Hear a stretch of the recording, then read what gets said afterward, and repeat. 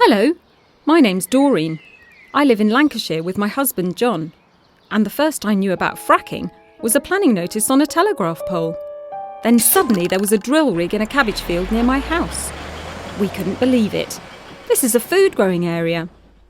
What Doreen and John are experiencing is the first stage of unconventional gas exploration. A company moves in and builds a well pad. They put up fences and gates and a drill rig arrives. In Lancashire and Sussex, they are after shale gas. They drill down and then sideways through the shale rock. Millions of gallons of fresh water, chemicals and sand are injected to force the rock apart. The sand holds the fractures open, letting the gas flow out. Up to 70% of the water and chemicals flow back up, laced with toxins and radiation from the shale. In the Midlands, the West Country, Wales and Scotland, they are after coalbed methane. They drill down and then drill sideways through the coal.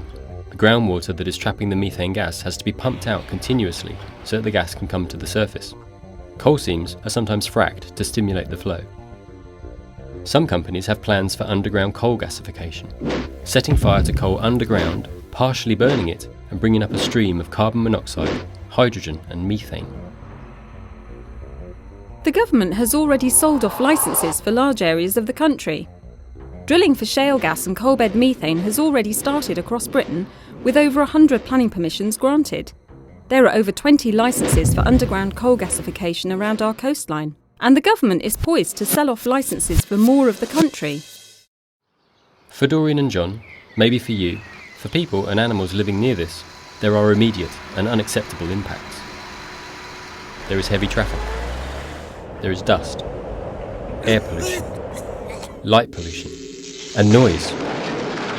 But this is just the start. Unconventional gas extraction is unlike anything we have seen before. It requires thousands of wells to be drilled. If exploration turns into production, trucks and tankers move machinery and service sites. Pipelines connect sites to compressor stations and gas processing plants. More tankers or pipelines are used to move water and waste to treatment plants.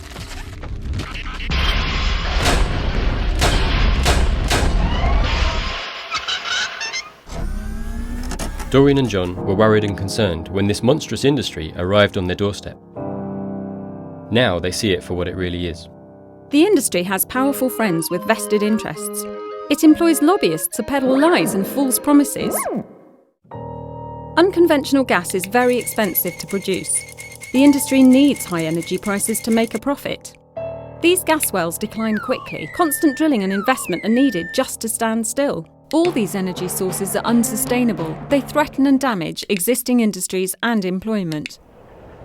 The oil and gas industry has a dismal track record. It spends millions on publicity each year to discredit scientific studies and increasing evidence that it is unsafe, high risk and dirty.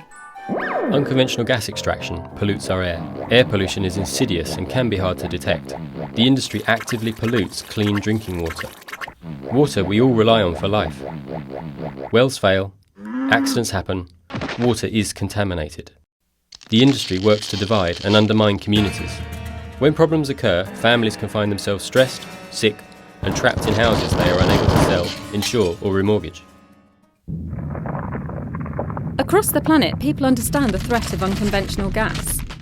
In the US, communities are coming together to defend themselves and their right to clean air and water. In Australia, farmers and communities are locking the gates and taking direct action to stop the industry. In Europe, massive public protests have led to bans and moratoriums. In Lancashire, Doreen and John have found other people in their community that feel the same as they do, and they are saying no. What we've learnt from what's gone on in America is that we can all be poisoned, I think, by stuff that's going into the atmosphere. There's also a problem with water going into the aquifer, poisoning the earth. Definitely nobody at all will ever convince me that the chemicals that are going down are not going to get into the aquifer. I just cannot believe it. It's like a roulette wheel, actually. You don't know what number they're going to drop on, and they don't know themselves. They don't know what they're going to do. And they don't really care, because they don't live here. They don't grow here. They don't bring the children up here. My message to the people of Lancashire and Britain would be, they've got to find out about fracking. They've got to find out what harm it's going to do. And we, unfortunately, in Lancashire, are the beginning of it. But people in other parts of the country have got to realise that it's coming to them as well. And we need to stop this now. If you don't want a fracked future, do something. Share this film with your friends and family and spread the word. Check the map to see if unconventional gas is coming to your area and follow these links to find out more. A strong, well-organised community is the best defence against this industry. Why not follow the example of these groups and start one in your area?